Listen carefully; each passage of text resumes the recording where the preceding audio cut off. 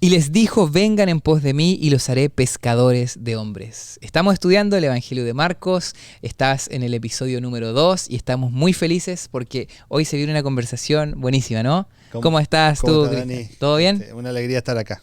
Así que quédate con nosotros porque hoy vamos a estar estudiando sobre Marcos, los primeros milagros y cómo puede convivir en un lugar tan santo, la oscuridad y la luz. Así que quédate con nosotros, bienvenidos a Comunidad en Estudio.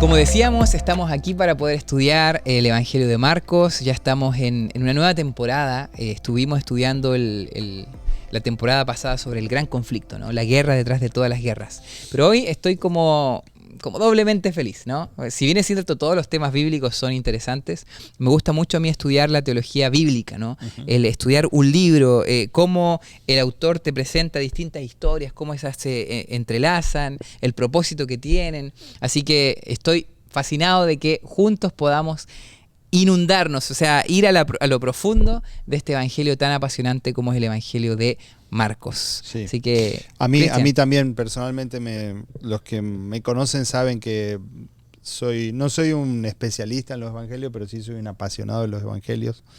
Me gusta leer cada día un capítulo de los evangelios y encuentro lo interesante es que lo he leído sin exagerar, pero capaz que cerca de cientos de veces a las distintas partes de los evangelios, ¿no? Y cada vez que leo encuentro una frase, una palabra que nunca me había hecho ruido, que nunca le había prestado atención, y es apasionante, ¿no? Sí.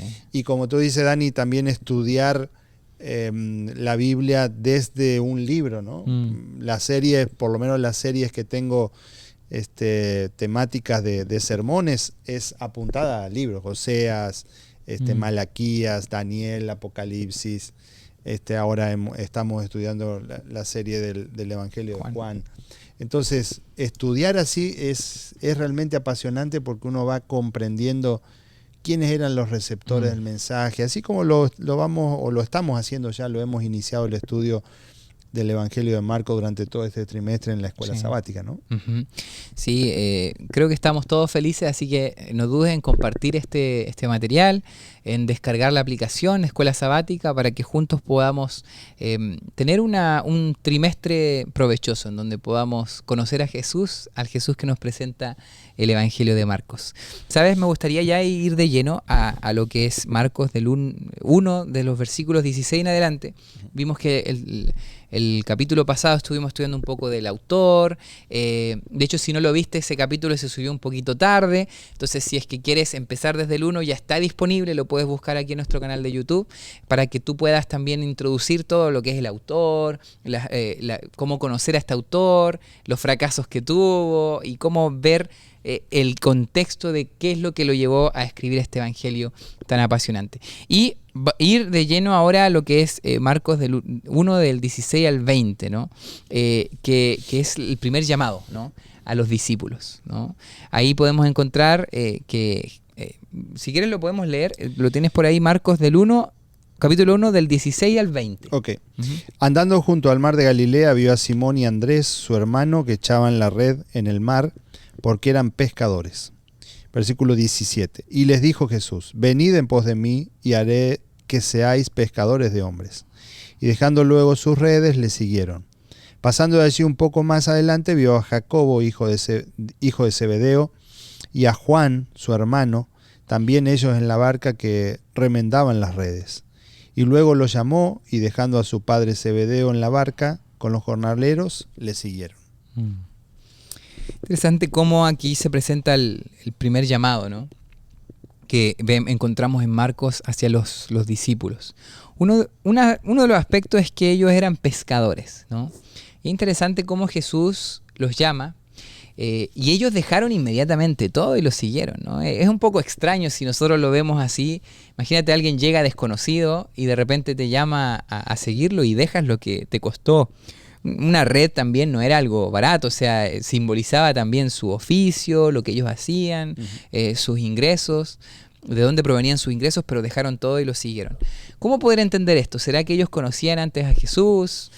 ¿Cómo podemos visualizar en contexto lo que nos presenta aquí Marcos? Sí, ellos eran conocedores de Jesús, eran discípulos de Juan el Bautista.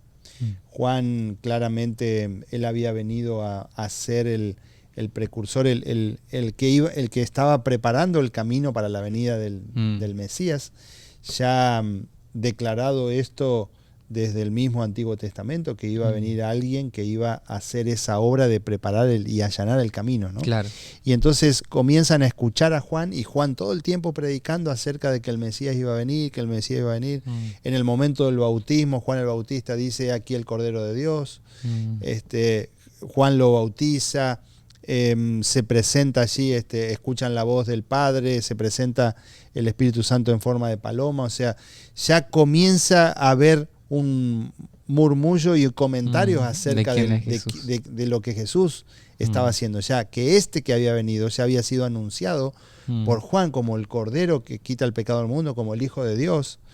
Entonces, ante el llamado de que Jesús le está haciendo a estos hombres, a estos 4 hombres, que como tú decías eran pescadores, alguno con alguna situación económica un poco mejor que otro, tal vez podríamos decir Santiago y Juan un poquito mejor económicamente que Andrés y Pedro, ¿sí? ¿Por qué decimos esto? Porque por lo que dice allí, que estaban en su barca, dice el versículo 20, y que tenían jornaleros, o sea, tenían empleados que trabajaban para ellos también. Correcto. Entonces, allí nosotros podemos extraer lo siguiente, que el Señor llama no importando la condición social. De pronto podemos decir, Santiago y Juan estaban económicamente un poco mejor que Andrés y Pedro, sin embargo el Señor los llama de la misma manera los dos. Claro. Y el Señor nos convoca no por nuestra posición económica, no por nuestras capacidades, sino por lo que Él ve que nosotros podemos llegar a ser cuando nos pongamos en sus manos, ¿no? No por lo que somos hoy, sino no por lo que ellos eran en ese momento, porque eran fracasados, podríamos decir, porque si estaban pescando en las primeras horas de la mañana, quiere decir que la noche no les había ido muy bien, porque la pesca en el mar de Galilea es en la noche. Si ellos estaban todavía allí pescando en la mañana, quiere decir que su pesca no había sido del todo buena, ¿no? Entonces, y muchas veces los seres humanos nos sentimos como ciertamente fracasados en nuestras experiencias, en lo que vivimos, fracasos emocionales, fracasos familiares, fracasos económicos, fracasos en nuestro trabajo. Aunque de pronto querramos presentarnos al mundo como que está todo bien y tenemos éxito absolutamente en todo. A veces hay en lo profundo de nuestro corazón sentimientos de fracaso, porque de pronto creemos que aquello que teníamos planeado para nuestra vida, que nuestros hijos llegaran a ser de determinada manera, así o asá, de pronto eso no se pudo cumplir, entonces comenzamos a sentir a tener esos sentimientos de fracaso. Y tal vez estos hombres estaban pasando por una situación así, pero ahora viene Jesús, se presenta y le dice: ustedes ya no van a ser más pescadores de peces muertos, sino que van a salir y van a pescar hombres, seres humanos para el reino de los cielos. Sí. Sabes que eso es interesante, el llamado de Jesús, porque es interesante cómo Él usa la misma palabra, el mismo oficio que ellos tenían, ¿no? O sea, les dice: ustedes ya no van a ser pescadores, no les dice ya nunca más van a ser pescadores, sino que le dice: ahora van a ser pescadores de hombres. O sea, les cambia el propósito, pero mantiene su oficio. Interesante. O sea, ustedes van a seguir siendo pescadores, pero van a ser de hombres. Y eso me encanta, porque Jesús nos llama con nuestras capacidades, con nuestros talentos, con nuestros dones. Muchas veces nosotros pensamos que tenemos que tener otros dones o otras cosas, o hacer algo muy diferente a lo que ya hacemos para poder servir a Dios, ¿no? Y alguno dirá: bueno, ustedes que son pastores y que hablan de la Biblia, tienen un llamado de Dios, pero yo que soy enfermero o que trabajo en Starbucks, no tengo el llamado que ustedes tienen. Pero es interesante que cuando Dios aparece, Él quiere usar el entorno, tus habilidades, tu espacio de influencia para cambiar tu propósito, pero mantener tu oficio. O sea, tú puedes seguir haciendo lo que estás haciendo, pero cuando lo haces ahora con un propósito diferente, entonces estás teniendo un propósito que Dios te está entregando y puedes estar cumpliendo tu llamado donde estás trabajando. Es interesante eso porque yo pienso en la historia de Nehemías también. Cuando se me habla de vocación y hay algunos jóvenes que se me acercaban ahí en Chile y decían, no sé qué quiere Dios de mi vida y estoy esperando un llamado así como gigante y todo, es interesante que a veces a cada uno nos gustaría que nos pase lo que le pasó, por ejemplo, a estos discípulos, que venga Jesús y te dice, mira, sígueme, o que textualmente escuches estas palabras. Pero, por ejemplo, Nehemías cumplió un llamado, un propósito, vio las paredes de su ciudad, de la ciudad de Jerusalén destruidas, y él fue e hizo algo al respecto. O sea, él vio una necesidad y atendió esa necesidad. Muchas veces el llamado puede estar también en eso. Puede ser que en el lugar donde estés, Dios te está mostrando necesidades alrededor y te está dando algo en tus manos que puedes hacer algo al respecto. Bueno, ese llamado es tan santo, el llamado de Nehemías es tan santo como el llamado de estos discípulos. Entonces yo creo que el llamado de Dios, el otro día escuchaba la frase que el llamado de Dios se responde todos los días y está en lo cotidiano. O sea, ahí donde estás, en tu oficio, en lo que hagas, tú puedes ser pescador de hombres, ser un médico pero que ahora salva vidas, ser un enfermero pero que ahora salva vidas, salva almas y que trabaja para el reino de Dios. Entonces creo yo que este llamado es muy hermoso, pero hay algo interesante, que aquí ellos dejaron algo para seguir a Jesús, dejaron sus redes. Entonces la pregunta es, que no la voy a responder, pero ¿qué has sido llamado tú a abandonar para seguir a Jesús, ¿no? Yo creo que cada uno de nosotros dejó ciertas cosas, ¿no? ¿Qué es lo que Dios te está llamando y quizás te estás aferrando? Y por no dejarlo no puedes cumplir el llamado profundo que Dios te hizo. Bueno, yo reflexiona en eso porque yo creo que el llamado de Dios se responde todos los días. Mira, hay algo interesante que el autor de la lección menciona aquí y que justamente mirando, tengo la Biblia Thompson, ¿no? Y en la palabra clave aquí que me aparece en el estudio anexo que tiene esta Biblia, ¿cuál es la palabra clave? Dice la palabra inmediatamente, ¿no? Y entonces yo tomo aquí dos cosas, ¿no? Dos aristas de esta palabra. Por un lado, el hecho de lo que Marcos destaca aquí como la obra inmediata que Jesús hacía cuando había una necesidad. Claro. ¿Sí? Que se movía. Jesús rápido. Se movía así, rápido. O sea, cuando vamos, por ejemplo, ahora vamos a ver este hombre que estaba con un espíritu inmundo y demás. Jesús dice, bueno, vente la semana que viene que voy a ver qué puedo hacer contigo. Voy a orar por ti. Voy a orar por ti. O cuando la gente tenía hambre decía, bueno, miren, la verdad que estoy preocupado por ustedes. Voy a orar para que puedan conseguir algo por ahí. No. Jesús se movía y le solucionaba al instante, ¿no? Inmediatamente. Esto es lo que Jesús hacía. Pero ahora vemos una respuesta, incluso anticipada la respuesta, inmediatamente de los discípulos, claro, cuando le responden ante el llamado que Jesús le estaba haciendo, síganme, inmediatamente ellos le responden. Jesús todavía no había hecho nada por ellos. ¿Sí? Claro. Porque a veces nosotros es como que somos mercantilistas, tenemos una relación mercantil con el Señor, con Dios. Yo voy a venir a la iglesia si el Señor hace algo por mí. Claro. Yo voy a dar mis diezmos si el Señor hace algo por mí. Yo voy a servirlo, voy a trabajar en la iglesia si el Señor hace algo por mí. Mientras el Señor todavía no haga nada por mí, estos cuatro, por lo menos estos cuatro, que son los que están presentados aquí en el versículo 16 al 20, ante el llamado que Jesús le hace, síganme, ellos inmediatamente responden a Jesús y todavía Jesús no había hecho nada por ellos. Correcto. Y lo que se iba a venir después de extraordinario y grandioso que el Señor iba a hacer con estos cuatro, porque si nosotros pensamos, estos cuatro eran los top. Sí. Santiago, Juan, Pedro, Andrés. ¿Sí? Los otros eran buenos también, ¿no? Si podemos decir Mateo, ¿no? Pero estos eran los top. Y aquí, por eso Marcos los está llamando o está tomando un especial cuidado al presentar el llamado que Jesús le está haciendo a estos, ¿no?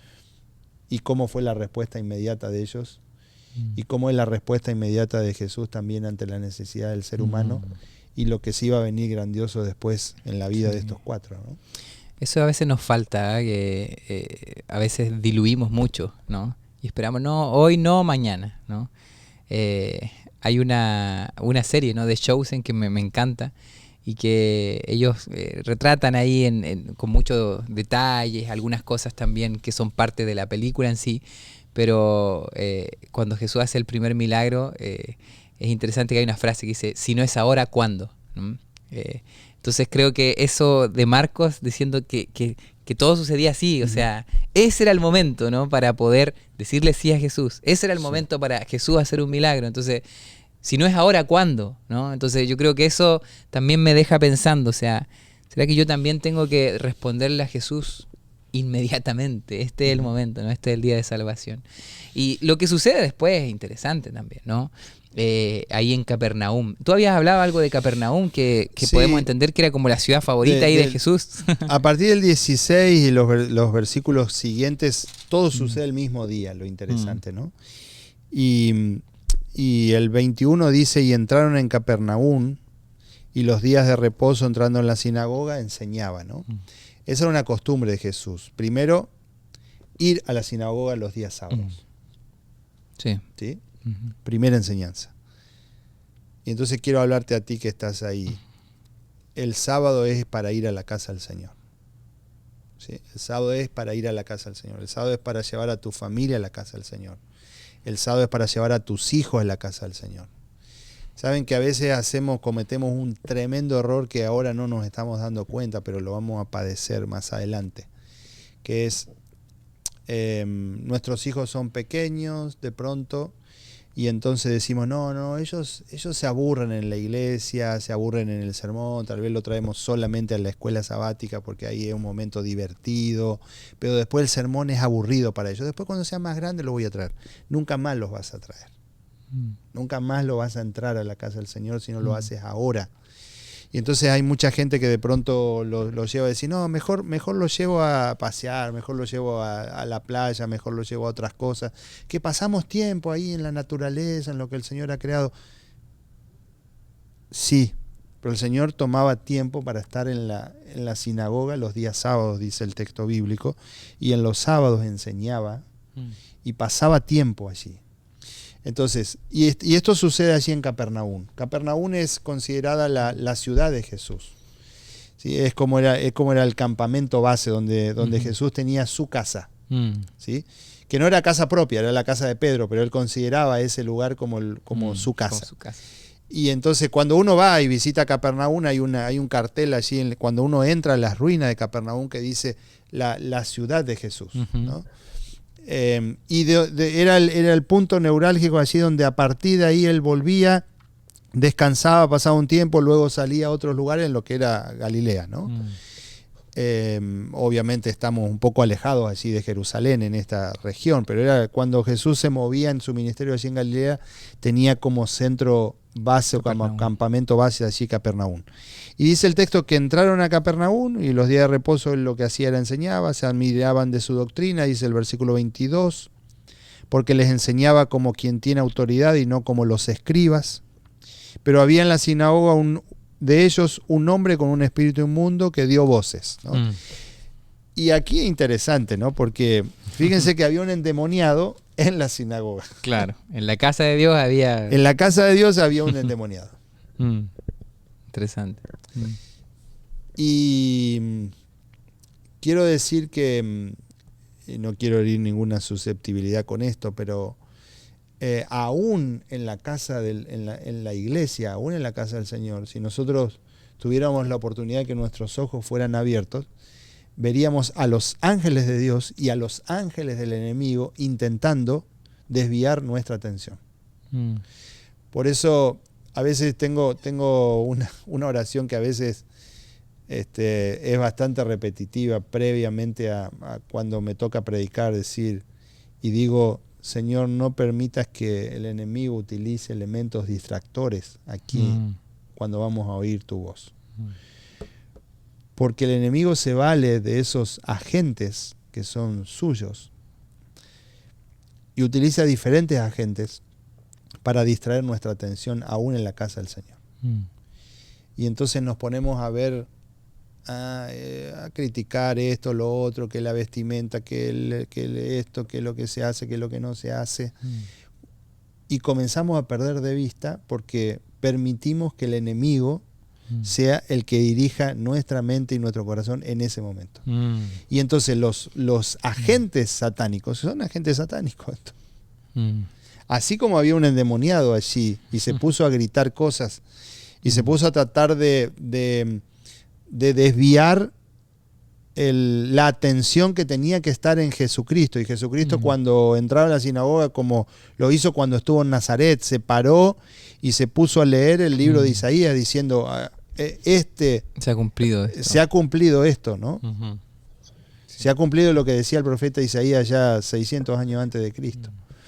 Entonces, aún en esos momentos, el enemigo comienza a utilizar sus artimañas y sus estrategias para desviar nuestra atención del mensaje, en este caso de lo que Jesús estaba diciendo, y entonces empieza uno a gritar ahí, ¿no?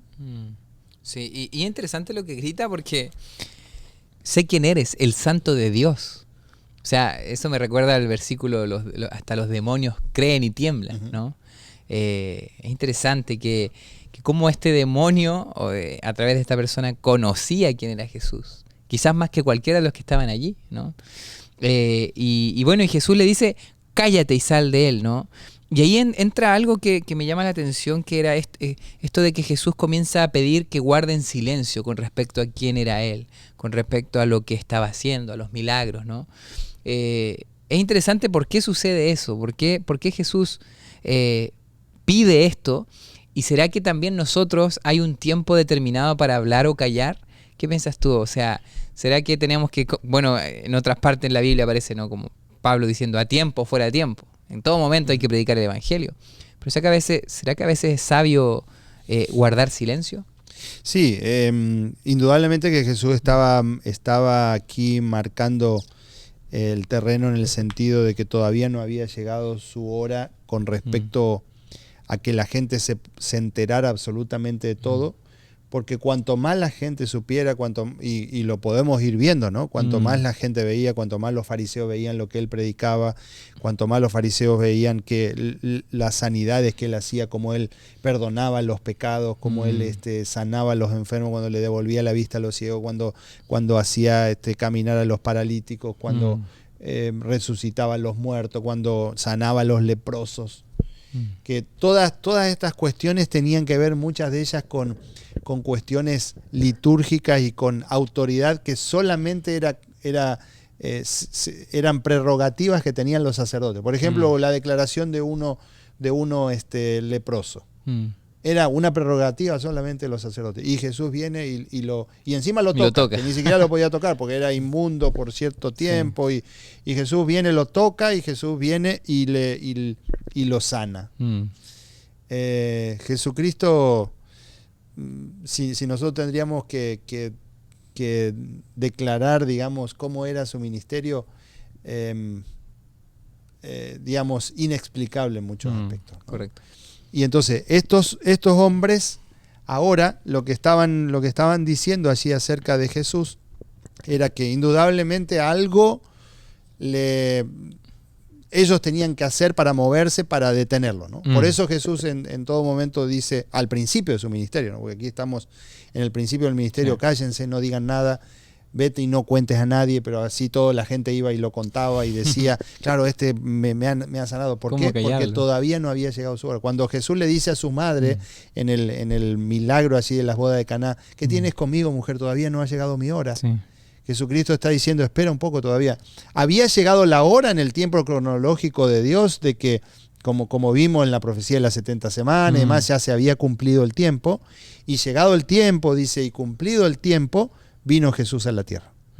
Pero aquí, cuando ya Jesús estaba en la tierra, no había llegado su tiempo y tenían que hacer silencio de alguna manera para que Jesucristo pueda predicar el mensaje y la gente no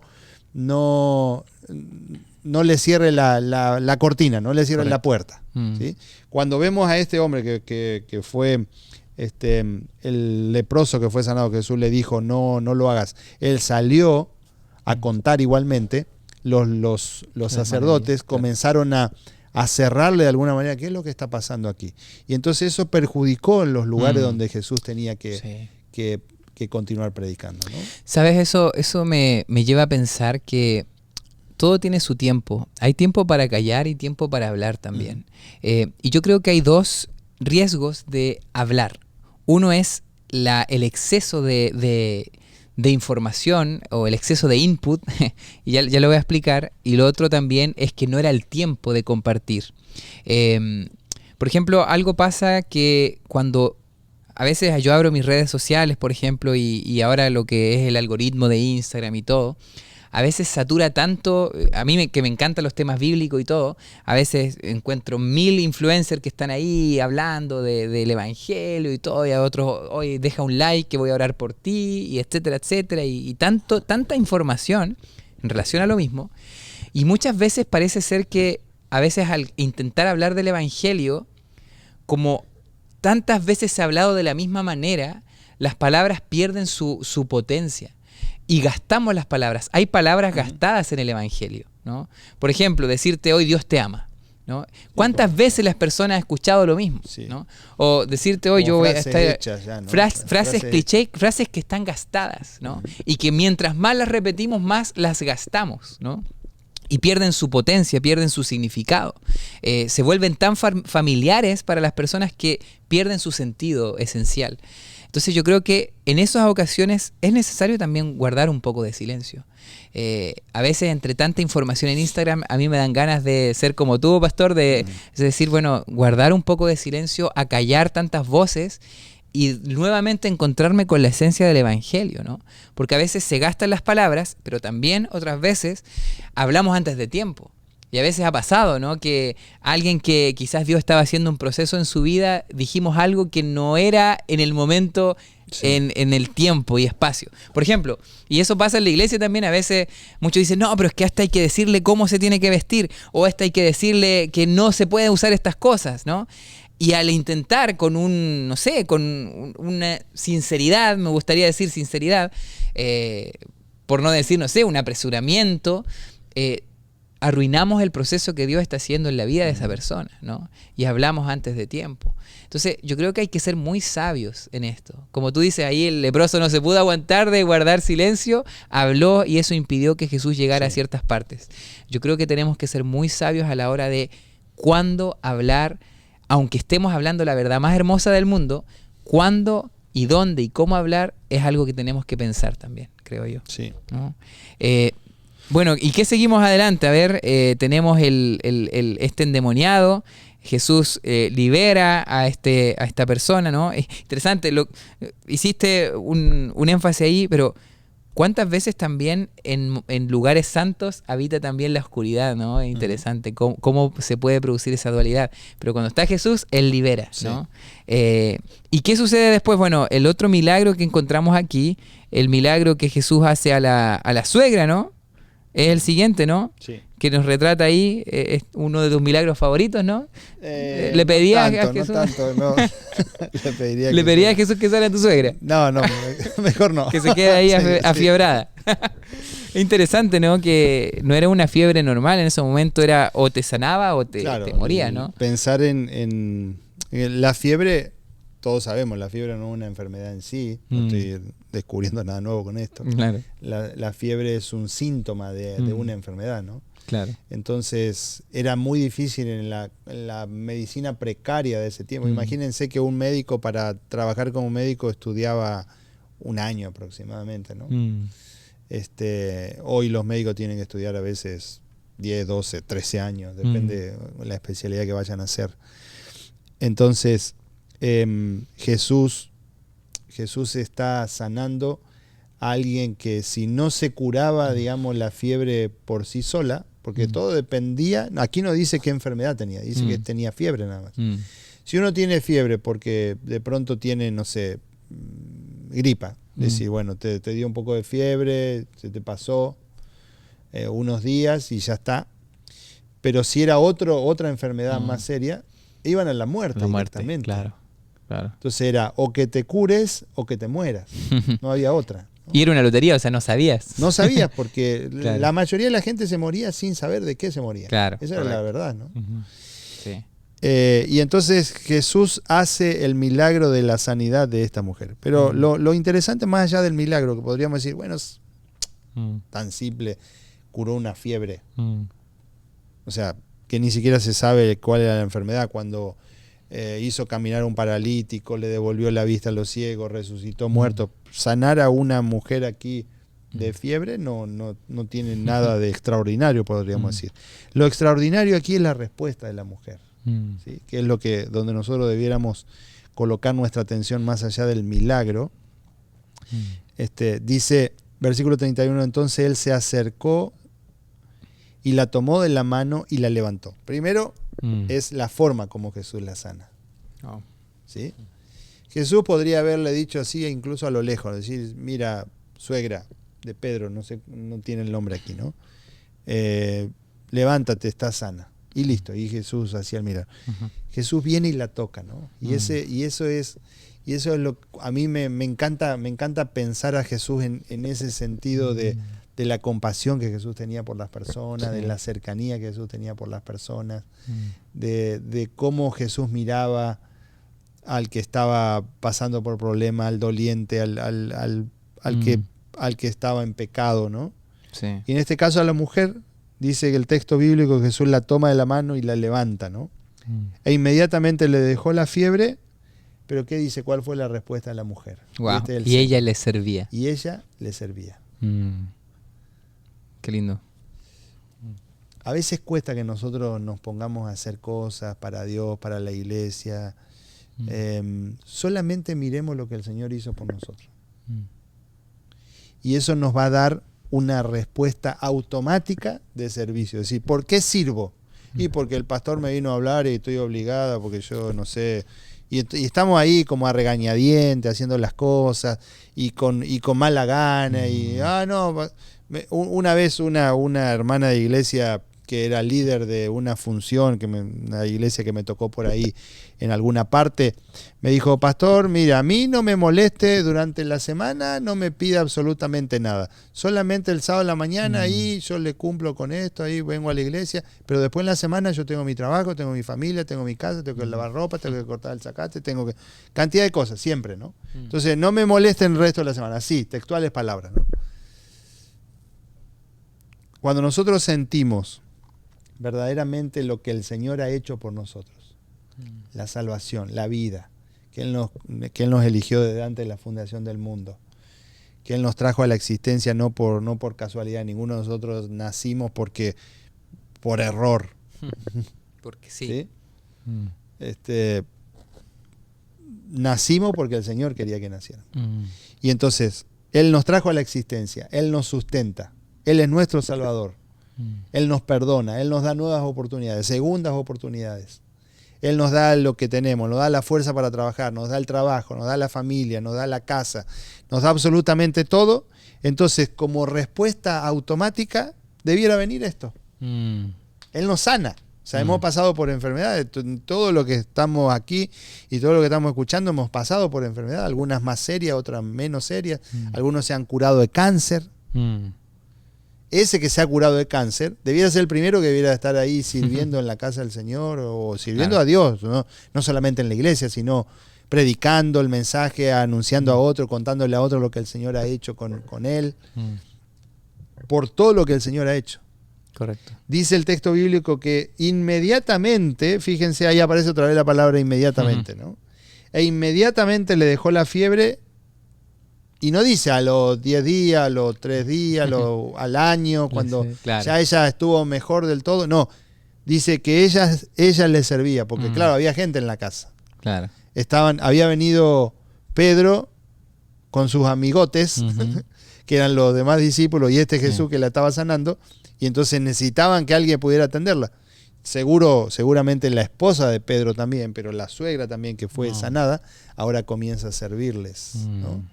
El servicio Tremendo. al Señor a partir de lo que el Señor ha hecho con nosotros. Sí, eso es tremendo, a la motivación, no servir por obligación, sino por lo que Dios ya hizo por nosotros. O sea, Dios no nos pide nada que Él no haya hecho primero por nosotros, ¿no? Y cuando nos mueve lo que Él ya hizo, es un servicio realmente con todo el corazón, ¿no? sabes que bueno, el Evangelio sigue retratando algunas lecciones interesantes. Esto del secreto, ¿no? Y el tema del leproso, ¿no? Que creo que se encuentra después, ¿no? Aquí en el versículo 35, si no me equivoco. Un poquito más adelante. Lo que sí, sí, en el versículo 40, ahí está el tema del leproso. Esto ya sí. es el domingo, ¿no? Sí, ajá. El sábado todavía, el 32, 33, 34, dice que muchos eran sanados al ponerse el sol. Uh-huh. Que vienen a la casa de Pedro, ahí porque se enteraron que Jesús en la mañana había liberado un endemoniado ahí en la sinagoga. A la tarde viene ahí a comer para pasar un tiempo de descanso y se encuentra con el cuadro de que la suegra de Pedro está enferma y la sana. Le quita la fiebre, la libera de la enfermedad. La gente se enteró porque Capernaum tampoco era una ciudad extremadamente grande, ¿no? Y la gente se entera y entonces dice que muchos vienen a la casa de Pedro para recibir sanidad. Y Jesús, hay una cita ahí del libro El deseo de toda la gente, que aparece así en la lección también. Dice, durante horas y horas llegaban y se iban porque nadie sabía si al día siguiente encontrarían al médico todavía entre ellos. O sea, el sábado la gente se enteró de que Jesús había hecho estos milagros y empezaron a venir a la casa de Pedro para ser sanados. El sábado activo, de Jesús. Y entonces aquí podemos decir nosotros lo siguiente. No esperes hasta mañana a venir delante de la presencia del Señor Jesús. Estos vinieron ese día, dice Elena de Guay aquí, porque no sabían si al día siguiente el gran médico iba a estar todavía entre ellos. Nunca antes había presenciado Capernaum un día como ese. Llenaban el aire las voces de triunfo y de liberación. El Salvador, esta frase acá de Elena de Guay me encanta, ¿no? El Salvador se regocijaba por la alegría que había despertado. Mientras presenciaba los sufrimientos de aquellos que habían acudido a él, su corazón se conmovía de simpatía y se regocijaba en su poder de devolverles la salud y la felicidad. Jesús no cesó de trabajar hasta que el último doliente hubo quedado aliviado.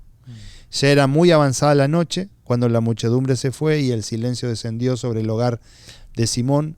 Habían terminado el largo día lleno de excitación y Jesús buscó descanso. Pero mientras la ciudad estaba aún envuelta por el sueño, el Salvador, levantándose muy de mañana, siendo aún muy oscuro, salió y se fue a un lugar desierto y allí oraba. Este es el fundamento del ministerio de Jesús. Cuando nosotros hablamos, ¿qué tres cosas hacía Jesús? Y cuando vamos al texto, allí dice que Jesús enseñaba, Jesús predicaba y Jesús sanaba. ¿Sí? Tres cosas: enseñar, predicar, sanar. Esa debe ser el ministerio fundamental de la iglesia en este tiempo. Enseñar o predicar, enseñar, sanar. Sí. Sanar, claro, nosotros no es que no somos milagreros, pero sí reclamamos el poder del Señor para poder que las personas sean sanadas. Y sanar de muchas veces de enfermedades emocionales, enfermedades espirituales, ¿no? Que es la obra que el Señor Jesucristo hace. Sí. Pero todo eso debe estar fundamentado y debe estar basado en la oración. Nosotros a veces queremos hacer la predicación, la sanidad, queremos hacer la enseñanza sin tener ese fundamento y esa base que el mismo Jesús tenía, y era allí donde radicaba todo su secreto, poder y todo su éxito, ¿no? El secreto de su ministerio. Eso es interesante, un desafío para nosotros, ¿no? A veces en esta sociedad tan inmediatista, tan rápida, en donde hay que correr, en donde hay que trabajar, en donde hay que ir a dejar al hijo a la escuela, y no, pareciera ser que no hay tiempo para detenernos y orar. Y Jesús buscaba el momento, hacía espacio, ¿no? Siendo que era un ministerio de lo inmediato, o sea, era que había llegado el tiempo y era un ministerio muy activo. Él no le quitaba espacio a lo fundamental que era la oración. Yo creo que nosotros tenemos que volver a tener una vida de oración también, ¿no? A hacernos el espacio. Porque A veces tú dices, no, es que no me alcanza el tiempo, pero es que quizás entonces ahí tus prioridades están mal, ¿no? Debería ser lo primero el buscar a Dios, el tener una vida de oración, ¿no? Y bueno, ahí llegamos al domingo, ¿no? Y ya para ir cerrando, porque el domingo entra un milagro también espectacular, ¿no? Que es el leproso, ¿no? Y me gustaría ahí leerlo un poco en Marcos 1:40. Dice, vino a él un leproso rogándole, hincada la rodilla, y le dijo. Me encanta cómo el leproso se acerca a Jesús, ¿no? Si quieres, puedes limpiarme. Y Jesús, teniendo misericordia de él, dice, extendió la mano y le tocó. Y le dijo, quiero, sé limpio. Y así que él hubo hablado, al instante la lepra se fue de aquel, ¿no? Interesante que vino ahí a Capernaum mismo, ¿no? Este es el que llega último, podríamos decir. Claro. Porque Jesús había hecho milagro en la mañana del sábado, claro. Jesús había hecho milagro en la tarde. A la puesta del sol, cuando la gente se enteró, vino en cantidad así y se agolpaban ahí. Yo no sé por qué llegó tarde y llegó el domingo en la mañana, ¿no? Vino a él un leproso rogándole, ¿no? ¿Por qué? ¿Por qué vino tarde? ¿Por qué vino tarde? Podríamos decir porque no se podía juntar tal vez con el resto de la gente. Claro. Podría ser. Podría ser porque su incapacidad, digamos, tal vez para caminar, porque ya estaba muy atrofiado por causa... Ustedes saben que la lepra era terminal, o sea, era una enfermedad terminal, y se le comenzaban a caer los pedazos. En algunos momentos era tan feo el cuadro, ¿no? Que el leproso estaba durmiendo ahí en su cama y de pronto venían las ratas y comenzaban a comer su carne, ¿no? Qué terrible. Esa era la condición. Y él viene, pero Jesús lo sana igualmente, ¿no? Aunque él llegó tarde. Si nosotros llegamos tarde a veces a pedir la sanidad de Jesús, aún llegando tarde, el milagro está ofrecido, preparado para nosotros. Y lo que tú decías también de la suegra, ¿no? Y lo que vemos aquí también, y me emociona, que Jesús lo toca, ¿no? Él toca, él vino con su mano, o sea, esa mano que nos creó, esa misma mano que creó el universo, tocó nuestra inmundicia, porque el leproso era alguien que, la lepra primero que era muy contagiosa, pero que también que no podías tocar un leproso porque quedabas inmundo también ceremonialmente, religiosamente. Pero Jesús, aparentemente no importándole todo lo que involucraba, Él igualmente toca. Y yo creo que nosotros también estamos llamados a tocar a esas personas, a los intocables, ¿no? A ir en búsqueda de aquellos que no se sienten dignos de un toque de amor, de un abrazo, ¿no? De realmente mostrarle que Jesús sigue tocando y alcanzando corazones, porque ahora se nos olvida que nosotros somos el cuerpo de Cristo, nosotros somos las manos de Cristo. Y si nosotros no estamos dispuestos a tocar a aquellos que son intocables, entonces no estamos haciendo las manos de Cristo, ¿no?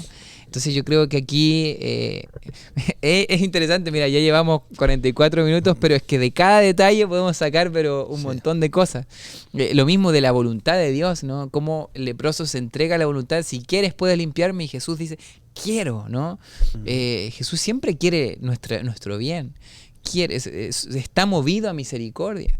Entonces a veces también se nos olvida eso y pensamos que Dios se deleita en mi problema, o que a veces no quiere nuestro bien, pero en verdad él su mayor pasión y mayor dedicación fue nuestro bien, nuestra salvación, ¿no? Entonces, bueno, yo creo que ya para ir cerrando un poco, englobando todo lo que ha sido este primer capítulo recién de Marcos, que nos presenta aquí un Jesús primero de lo inmediato, ¿no?